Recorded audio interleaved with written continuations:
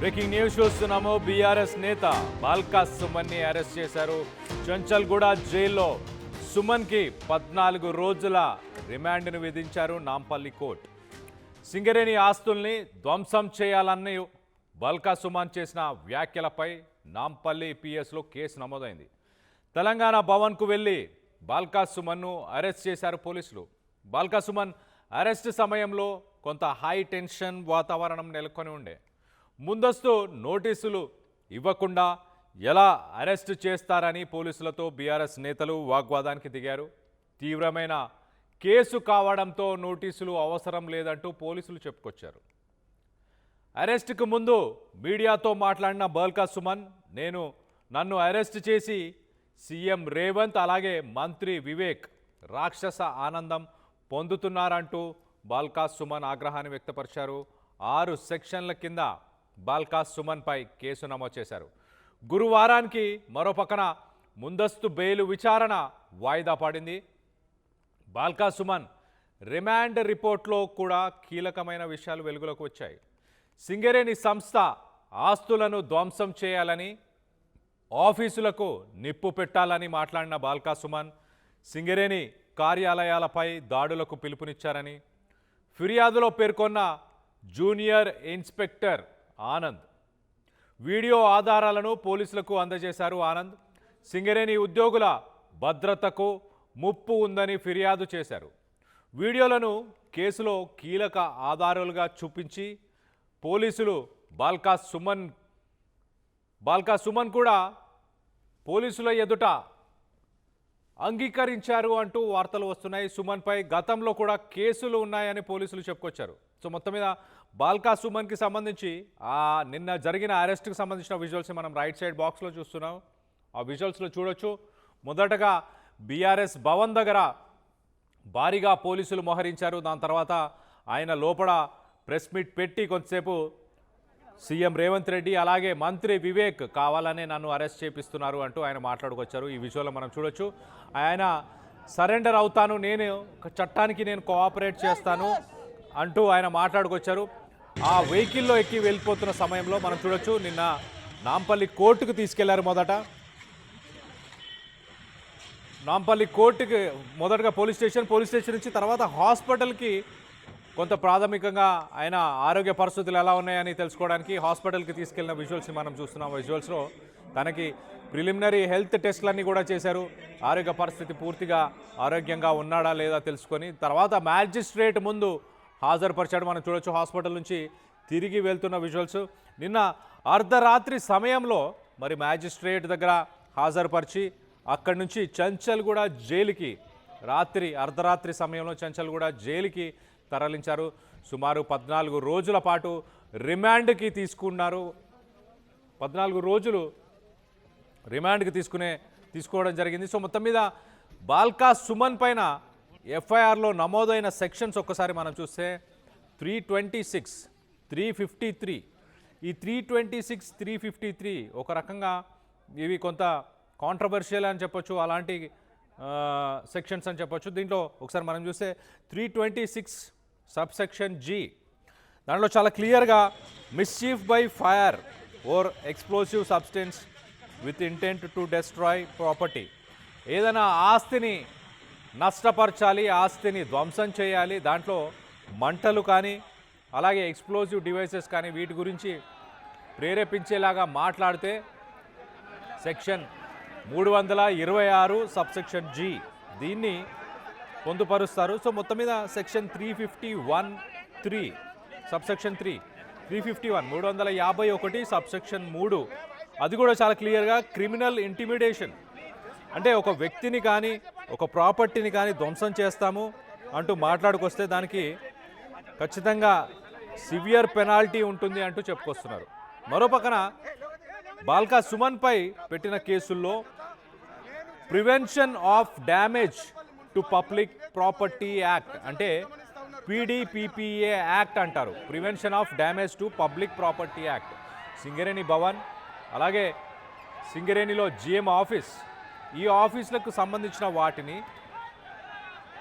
ఈ ఆఫీసులో సంబంధించిన ఆ ఆఫీసులని ప్రభుత్వ ఆస్తులుగానే పరిగణిస్తారు కాబట్టి ఆ ఆస్తులని ధ్వంసం చేస్తాను అంటూ ఆయన వ్యాఖ్యానాలు ఏవైతే చేశాడో వాటన్నిటిని కూడా పరిగణనలోకి తీసుకొని ఈ సెక్షన్స్ అన్నీ కూడా పొందుపరిచినట్టు చాలా క్లియర్గా తెలుస్తుంది. మరో పక్కన బాల్కా సుమన్ అడ్వకేట్స్ మాత్రం చాలా క్లియర్గా ఆయన ఉద్దేశం వేరు, ఆయన పిలుపునిచ్చింది దానికి కాదు, ఆయన ధ్వంసం చేయాలన్న ఉద్దేశంతోనే ఆయన మాట్లాడలేదు.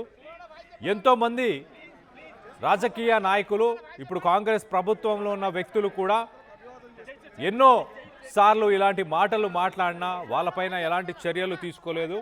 మేము కేసు నమోదు చేయాలని ప్రయత్నం చేసినా చర్యలు తీసుకోలేదంటూ బాల్కా సుమన్ అడ్వకేట్లు చెప్పుకొస్తున్నారు.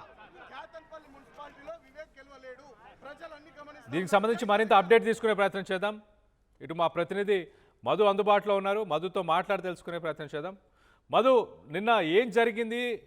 అతని చెంచల్ కూడా జైలుకి బాల్కా సుమన్ని ఎన్ని గంటలకు తీసుకెళ్లారు? ఎగ్జాక్ట్లీ, కొంచెం హైడ్రామా, పొలిటికల్ హైడ్రామా కొనసాగింది ఉదయం నుంచి సాయంత్రం వరకు, అర్ధరాత్రి వరకు కూడా.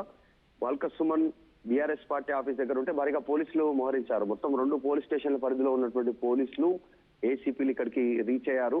ముందుగానే ఇంటిమేట్ చేశారు, అడ్వకేట్స్ చేరుకున్నారు లీగల్ గా. అయినప్పటికీ కూడా ఖచ్చితమైనటువంటి సెక్షన్లు ఆయన పైన నమోదు చేసినటువంటి పరిస్థితి. ఎందుకంటే విద్రోహ చర్యలాగా సమాజంలో ఒక విద్రోహాన్ని రెచ్చగొట్టేలాంటి స్టేట్మెంట్ చేశారు. మిలిటెంట్ యాక్టివిటీ చేయాలి అనేటువంటిది, సింగరేణి తగలబెట్టాలి, రైలు పట్టాలను కోసేయాలి, ఇట్లాంటివన్నీ ఒక విద్రోహమైనటువంటి చర్య కింద దీనికి పోలీసులు భావించి కఠినమైనటువంటి చట్టాలు దీంట్లో ఇంప్లిమెంట్ చేశారు. దాంట్లో 326G, 351(3), 353(1)B red with 61(2)A BNS కింద ఈ పీడీపీపీఏ వంటి అత్యంత కఠినతరమైనటువంటి శిక్షణల కేసులు నమోదు చేశారు. కాబట్టి నాన్ బెయిలబుల్ కేసు కింద ఇది నమోదైంది. బెయిల్ రాలేదు, కష్టంగా జైలుకు వెళ్లాల్సినటువంటి సిచ్యువేషన్ ఉంది. కాకపోతే ఆయనను భవన్ నుంచి, బీఆర్ఎస్ పార్టీ ఆఫీస్ భవన్ నుంచి లిఫ్ట్ చేసిన తర్వాత పోలీసులు అటు నుంచి నేరుగా ఆసుపత్రికి తీసుకెళ్లారు, పోలీస్ స్టేషన్ కి తీసుకెళ్లారు. 6 గంటల పాటు విచారించారు నాంపల్లి పోలీస్ స్టేషన్ లో. అటు నుంచి కోటి ఆసుపత్రికి తీసుకెళ్లారు. అక్కడ కాసేపు వైద్య పరీక్షలు కంప్లీట్ అయిన తర్వాత జడ్జి ముందు ప్రవేశపెడితే రాత్రికి ఎఫ్ఐఆర్ సంబంధించినటువంటి కాపీ పోలీసులు మర్చిపోయి రావడంతో కాస్త డిలే అయింది ఈ అంశానికి సంబంధించి. 3 రోజుల నుంచి ఆయన బీఆర్ఎస్ భవన్ లో ఉన్న విషయం మనకు తెలిసిందే. అక్కడ ఇంటికి పోకుండా మొత్తానికి రిమాండ్ రిపోర్ట్ ఇచ్చే దాంట్లో ఎఫ్ఐఆర్ కాపీ తర్వాత వాట్సాప్ లో తెప్పించుకొని జత చేసి ప్రింట్ చేసి ఇచ్చిన తర్వాత చెంచల్ కూడా జైలుకు తరలించినటువంటి సిచ్యువేషన్ కనిపిస్తా ఉంది. అత్యంత వివాదాస్పదమైనటువంటి వ్యాఖ్యలు చేశారు అనేటువంటిది దాంట్లో మెన్షన్ చేశారు. దానికి సంబంధించినటువంటి విషయంలో మొత్తానికి చెంచల్ కూడా జైలుకు బాల్కా సుమన్ వెళ్లారు. బీఆర్ఎస్ వెర్షన్ వేరే ఉంది, కావాలని కక్షపూర్తంగా కేసులు నమోదు చేస్తుందని చెప్తున్నప్పటికీ కూడా ఆయన చేసిన వ్యాఖ్యల నేపథ్యంలోనే ఆయన జైలుకు వెళ్లాల్సినటువంటి సిచ్యువేషన్ ఉంది. అది ఒక ప్రజాప్రతినిధిగా ఉండి ఇట్లాంటి వ్యాఖ్యలు చేయడం అనేటువంటిది అభ్యంతరకరంగా ఉంది, కరెక్ట్ కాదు. చాలా మంది ఇన్స్పైర్ అయ్యే అవకాశం ఉంది ఫ్యూచర్ లో అనేటువంటి ఆందోళనను కొంతమంది చేస్తా ఉన్నటువంటి పరిస్థితి. అందులో భాగంగానే బాల్కా సుమన్ ఈ రోజు జైలుకు వెళ్లారు, ఆయన చేసినటువంటి వ్యాఖ్యల తీవ్రత నేపథ్యంలో. Right Madhu, thanks for the latest update. మొత్తం మీద నిన్న బాల్కా సుమన్ని అరెస్ట్ చేసి దాని తర్వాత నాంపల్లి పోలీస్ స్టేషన్కి తీసుకెళ్లారు. సుమారు 6 గంటల పాటు అతన్ని ఇన్వెస్టిగేషన్ చేశారు. దాని తర్వాత హెల్త్ చెకప్ చేసి మ్యాజిస్ట్రేట్ ముందు హాజరుపరిచారు.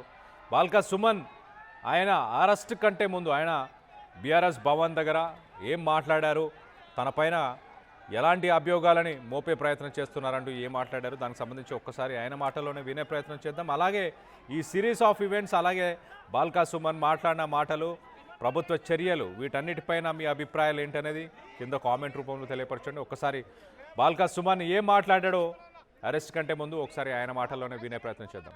మళ్ళీ వాళ్ళ అధికారంలోకి వచ్చినటువంటి కాంగ్రెస్ ప్రభుత్వం మళ్ళీ నన్ను టార్గెట్ చేస్తూ ఉంది. ఈ 3 సంవత్సరాల పాలనలో నా మీద 10ల సంఖ్యలో కేసులు పెట్టింది. మరి పాత రికార్డు వీళ్ళు బద్దలు కొడతారో ఏందో తెలియదు. గతంలో 226 కేసులు ఉండే నా మీద తెలంగాణ ఉద్యమంలో. ఆ రికార్డు బద్దలు కొట్టాలనుకుంటారో ఏమో ఇప్పటి కాంగ్రెస్ ప్రభుత్వం. మొన్నటికి మొన్న మీరు చూస్తే క్యాతన్పల్లి మున్సిపాలిటీలో 22 వార్డుల్లో 14 వార్డులు మేము గెలుచుకుంటే కేవలం 7 వార్డులు గెలుచుకున్న కాంగ్రెసు అన్యాయంగా క్యాతన్పల్లి మున్సిపాలిటీ చైర్మన్ స్థానాన్ని కైవసం చేసుకోవాలని కుట్ర చేసి నా మీద, నాతో పాటు మా నాయకులు 25 మంది మీద అక్రమ కేసులు పెట్టి నన్ను ఆదిలాబాద్ జైల్లో 16 రోజుల పాటు ఉంచారు. సో అక్కడ అనేక రకాలుగా జైల్లో కూడా ఇబ్బంది పెట్టిర్రు. నాకు థ్రోట్ ఇన్ఫెక్షన్ వస్తే ట్యాబ్లెట్లు ఇవ్వలే, చలి బాగుంటే నాకు బెడ్షీట్ ఇవ్వలే, అనేక రకాలుగా నన్ను రిస్ట్రిక్షన్స్లో ఉంచుతూ వేధించింది.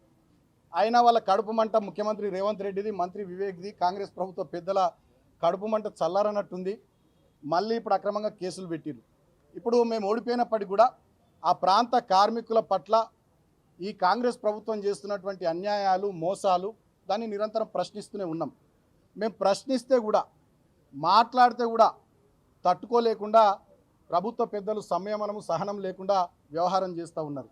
ఇవాళ నన్ను జైలుకు మళ్ళొక్కసారి పంపించాలనే ఆలోచన ముఖ్యమంత్రి రేవంత్ రెడ్డి, మంత్రి వివేక్, ఇతర కాంగ్రెస్ ప్రభుత్వ పెద్దలు చేసి ఇవాళ జైలుకు పంపిస్తూ ఉన్నారు. నన్ను అరెస్ట్ చేసి అక్రమంగా కేసులు పెట్టిరు. ఆ ఒక్క సెక్షన్ నాకు అట్రాక్ట్ కాదు. 326G కానీ ఇతరత్ర అనేక సెక్షన్స్ అన్యాయంగా పెట్టిరు. అంటే ఏంది దీని ఉద్దేశం? బాల్క సుమన్ మాట్లాడుతుండు, ప్రశ్నిస్తుండు కాబట్టి బాల్క సుమన్ గొంతు నొక్కాలే, పైశాచిక ఆనందం పొందాలనేటటువంటి ఆలోచన కాంగ్రెస్ ప్రభుత్వ పెద్దల్లో కనబడుతోంది.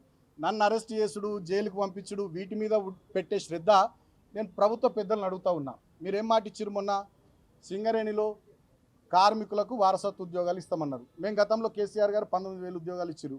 మీరు ఇప్పుడు ఉద్యోగాలు ఇచ్చారు, మీరు దృష్టి పెట్టుర్రి. జీవో 76 ద్వారా మేము సింగరేణిలో ఇళ్ల పట్టాలు ఇచ్చినాం. ఒక రామకృష్ణపూర్లోనే 3,366 కుటుంబాలకు మేము పట్టాలు ఇచ్చినాం. ఇప్పుడు మీరు పట్టాలు ఇచ్చిన మేము శ్రద్ధ పెట్టుర్రి. ఒక్క పట్టా కూడా ఇవ్వలే ఈ 3 ఏళ్లలో. ఇవాళ సింగరేణిలో 15,000 కోట్ల కుంభకోణం చేసిర్రు. 40 లక్షల టన్నుల బొగ్గు మాయమైంది, 1,600 కోట్లు దాని విలువ. ఇవాళ సింగరేణిలో ఒక్క సంక్షేమ కార్యక్రమం అమలైతే లేదు, కొత్త మైన్స్ లేవు, అనేక కుంభకోణాలు. సోలార్ ప్లాంట్లలో కుంభకోణం, నైని బొగ్గు బ్లాక్ల వేలంలో కుంభకోణం, జైసల్మేర్ దగ్గర ఎక్కడనో రాజస్థాన్లో పాకిస్తాన్ బార్డర్లో సోలార్ పవర్ ప్లాంట్ ఏర్పాటు చేస్తారట సింగరేణులు. అది ఎవరికి తెలియదు, అక్కడ ఏమవుతుందో ఏందో తెలియదు. దాంట్లో కుంభకోణం. ఇవాళ మొత్తం సింగరేణి కుంభకోణాలమయమైపోయింది. 9 జిల్లాల్లో విస్తరించినటువంటి సింగరేణి, సుమారు 12 నుండి 14 అసెంబ్లీ నియోజకవర్గాల పరిధిలో విస్తరించినటువంటి సింగరేణిలో కాంట్రాక్ట్ కార్మికులు కానీ, ఆ ప్రాంత ప్రజలు కానీ చాలా ఆవేదనతోని, ఆందోళనతోని, బాధతో ఉన్నారు. ఆ ప్రాంత ప్రతినిధిగా ఆ ప్రజల తరపున, ఆ కార్మికుల తరపున మేము మాట్లాడుతున్నాం. అతనే భరించలేనటువంటి కాంగ్రెస్ ప్రభుత్వ పెద్దలు ప్రజాపాలన పేరిట ఎమర్జెన్సీ నాటి రోజుల్ని తలపిస్తూ ఉన్నారు. మమ్మల్ని భయపెట్టడం, ప్రశ్నించిన వాళ్ళని భయభ్రాంతులకు గురి చేయడం, ఈ రకమైనటువంటి చర్యల ద్వారా పైశాచిక ఆనందం పొందుతూ ఉన్నారు. మొన్నటికి మొన్న రాష్ట్రమంతా చూసింది.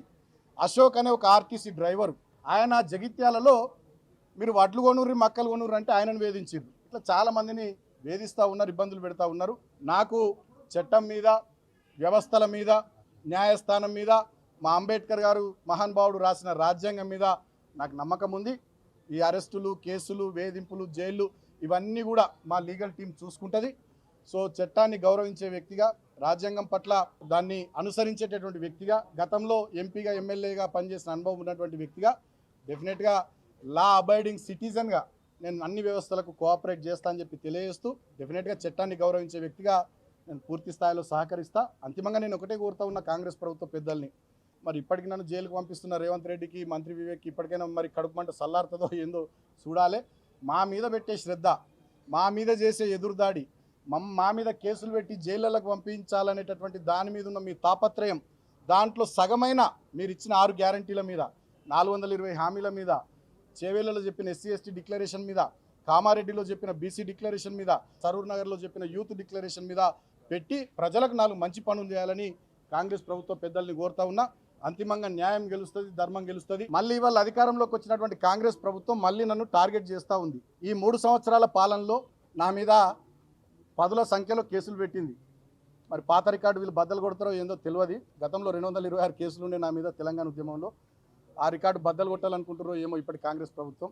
మొన్నటికి మొన్న మీరు చూస్తే క్యాతన్పల్లి మున్సిపాలిటీలో 22 వార్డుల్లో 14 వార్డులు మేము గెలుచుకుంటే కేవలం 7 వార్డులు గెలుచుకున్న కాంగ్రెసు అన్యాయంగా క్యాతన్పల్లి మున్సిపాలిటీ చైర్మన్ స్థానాన్ని కైవసం చేసుకోవాలని కుట్ర చేసి నా మీద, నాతో పాటు మా నాయకులు 25 మంది మీద అక్రమ కేసులు పెట్టి నన్ను ఆదిలాబాద్ జైల్లో 16 రోజుల పాటు ఉంచారు. సో అక్కడ అనేక రకాలుగా జైల్లో కూడా ఇబ్బంది పెట్టిర్రు. నాకు థ్రోట్ ఇన్ఫెక్షన్ వస్తే ట్యాబ్లెట్లు ఇవ్వలే, చలి బాగుంటే నాకు బెడ్షీట్